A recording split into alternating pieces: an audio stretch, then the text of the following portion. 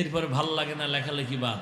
এবার কোরআন তেলাওয়াত দিয়ে বালিশে মাথা লাগাই শুনতে থাক। মক্কা মদিনার ইমামের তেলাওয়াত শুনবি আর দেখবি চোখ থেকে পানি পড়ে, এত মজার তেলাওয়াত। শুই না দেখ, ভালো না লাগলে আমার পায়ে ধরে বলছি আর শুনিস না। একদিন শুই না দেখো না তেলাওয়াত, কোরআন তেলাওয়াত লিখে সার্চ দাও। কালকে আবু রায়হান তেলাওয়াত করে নাই? এই যুবকরা ছিল না? দেখছো আবু রায়হানে তো বড় হয়ে গেছে, পিচ্ছি বলা এখন বড় হয়ে গেছে মাশাআল্লাহ। ওর তেলাওয়াত ইউটিউবে আছে, শোন। তো আমার বাংলার গর্ব। চোখের পানি যদি না আসে জীবনে আর তেলাওয়াত শুনবি না, বলে দিলাম। যা, কোন সময় শুনবি? বাথরুমে বইয়া, বালিশে বইয়া। তো গো ডিউটি যখন শেষ হয়ে যাইব, যেবার শেষ,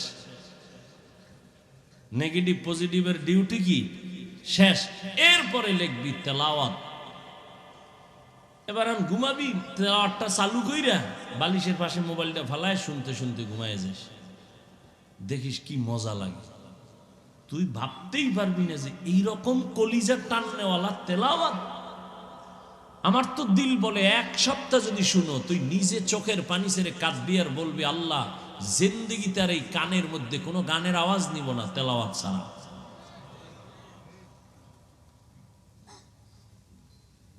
আমার অনুরোধ, আমি ডেইলি শুনতে কিনা, ফাঁকে ফাঁকে একটু তেলাওয়াত শুনো না। আল্লাহ কবুল করে। তো আল্লাহ মানুষ বানাইয়া মানুষের শ্রেষ্ঠত্ব ধরে রাখার জন্য আমার আল্লাহ দুইটা ব্যবস্থা দিলেন। কয় ব্যবস্থা? এক ব্যবস্থার নাম রিজালুল্লাহ, আর এক ব্যবস্থার নাম হলো কিতাবুল্লাহ।